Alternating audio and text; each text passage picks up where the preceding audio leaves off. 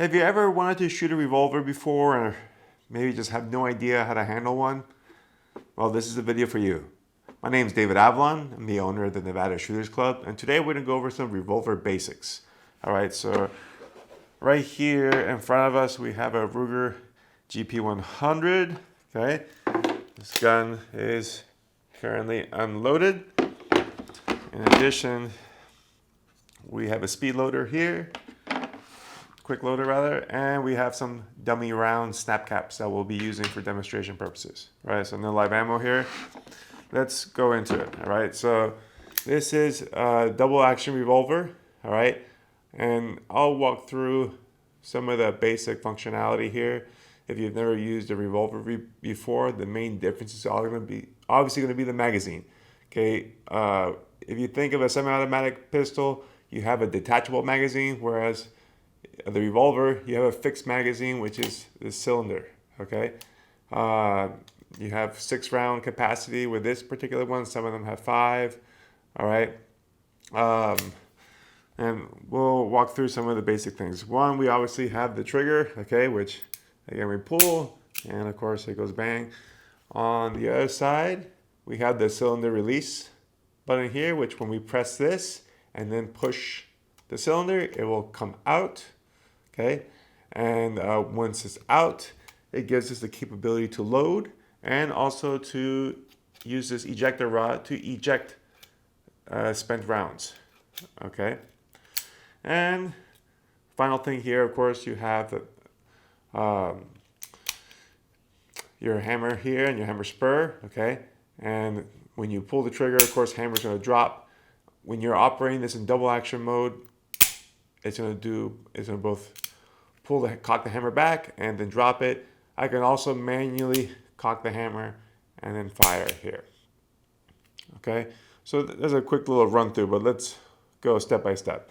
All right, first off, whenever we're operating with any gun, we want to operate with the 3 rules for gun safety. 1, always keep the gun pointed in a safe direction. 2, always keep your finger off the trigger until ready to shoot. And 3, always keep the gun unloaded until ready to use. So we'll be following all 3 today. All right, so first off, need to load the gun. Okay, so we'll turn this around other way. To do so, all right, again, I'm right-handed. So if I'm going to use a revolver, my grip's going to be a little bit different than with a semi-automatic. Okay, with a revolver, I don't want to have too much hand the gun. Like, you know, you'll see some people when they're grabbing a semi-automatic, they're putting the thumbs all along the frame, which is fine.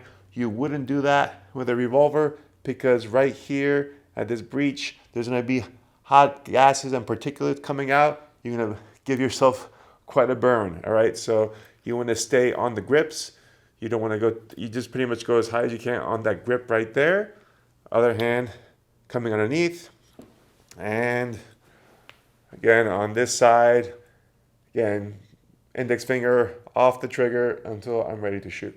Okay, now an important note here is that my support thumb is on top of my dominant hand. I'm right-handed, so I would shoot with my right hand and pull the trigger with my right index finger. My left hand and left thumb is going over the top. Okay, and again, we'll cover shooting positions in another video, but for right now, you know, my arm's somewhat extended, and I could fire by pulling the trigger smoothly and straight back. I could also use my support thumb to cock the hammer, all right, and fire.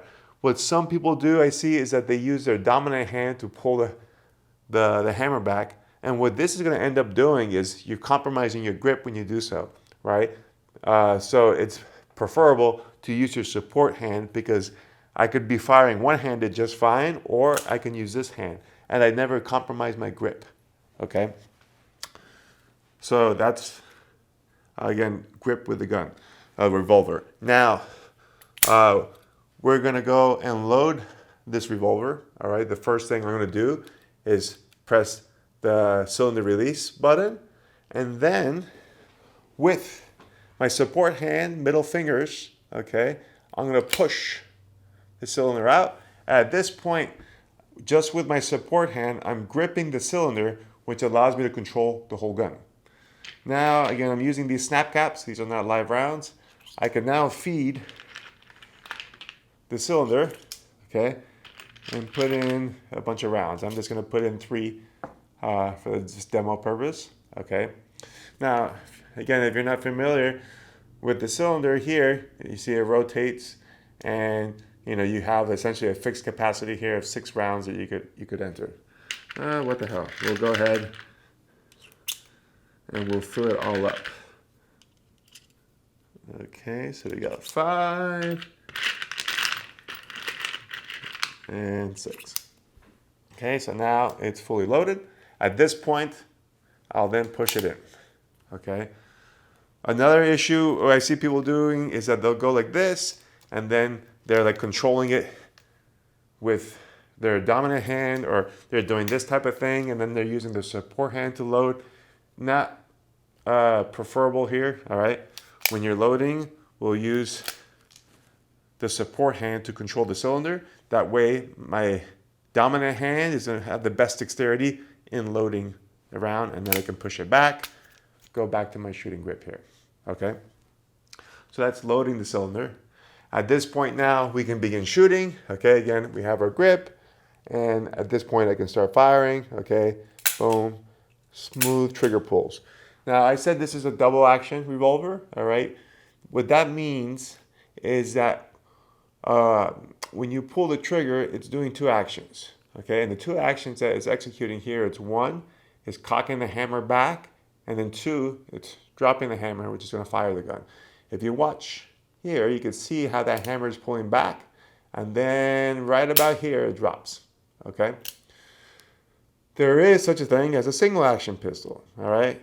That's like your cowboy guns back in the good old days. If you watch like Wyatt Earp and all those movies, you'll see very often they're manually cocking back the hammer, okay, and then shooting.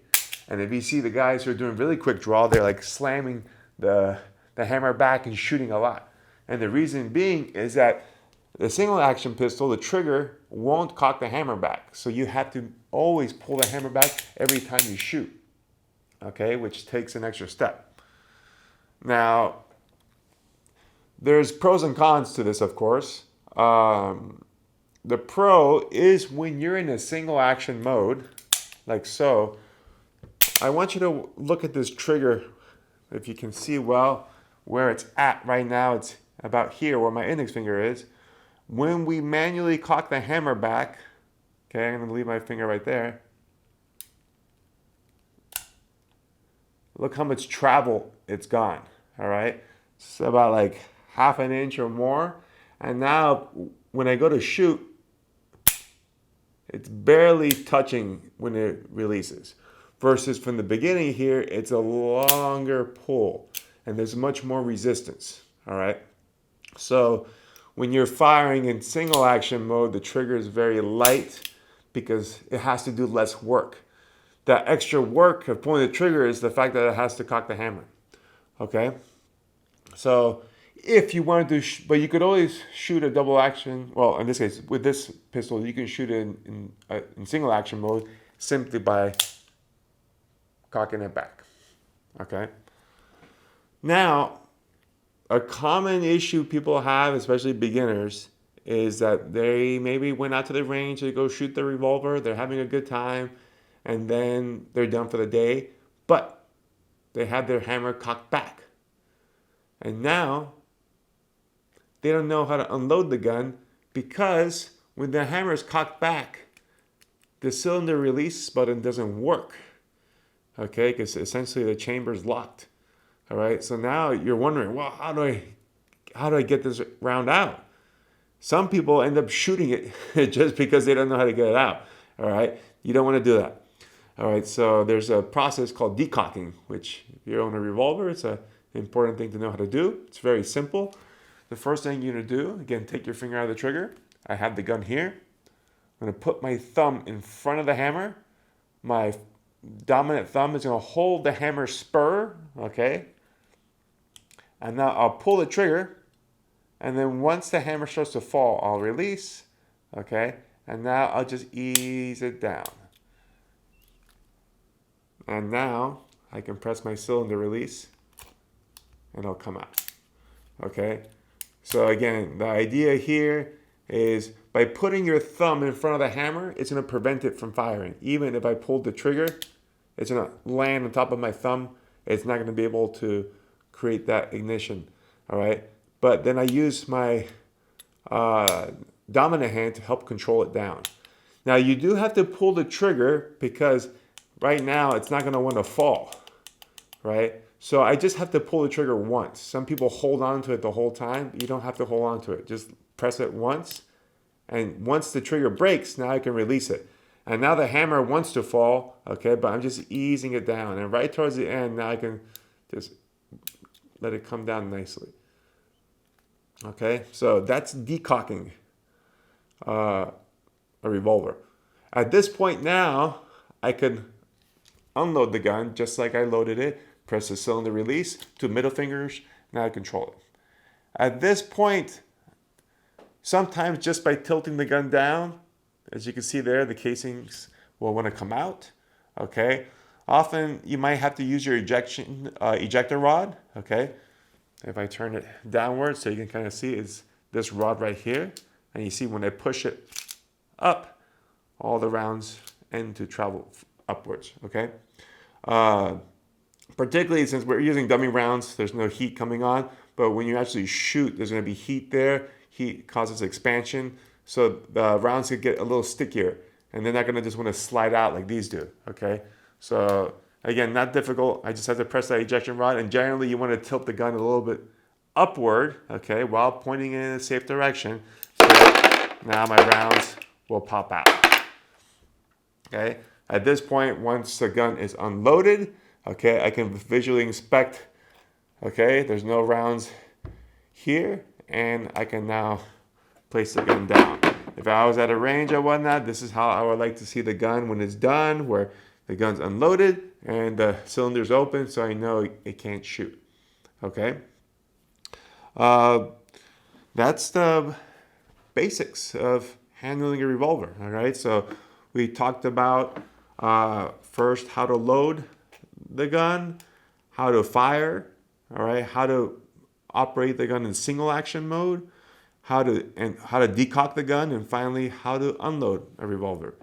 All right, so you can see it's not complicated. In fact, it's quite simple. You don't have to worry about racking slides, ejecting magazines, or dealing with anything like that. The revolver doesn't have some of the issues like with semi-automatics. It's not uncommon to have a misfire or some type of double feed or a stovepipe, right? That generally doesn't happen with revolvers because of the design. So the simplicity of the design makes it a little more foolproof in that regard. Of course, there's always the compromise, okay, between capacity. Some of like a Glock 17 holds 17 rounds, all right? And I can have 3 magazines on me pretty easily. Whereas with a revolver, you essentially stuck with 5 or 6 rounds normally, and reloading is not as simple. They do sell devices such like this, like speed loaders, all right, where pretty much I can drop in a bunch of rounds here. Okay, so essentially I'm putting the bullet end facing the opposite direction, and right now they're loose, and then I twist it and it locks it in place, okay? And now they're stuck.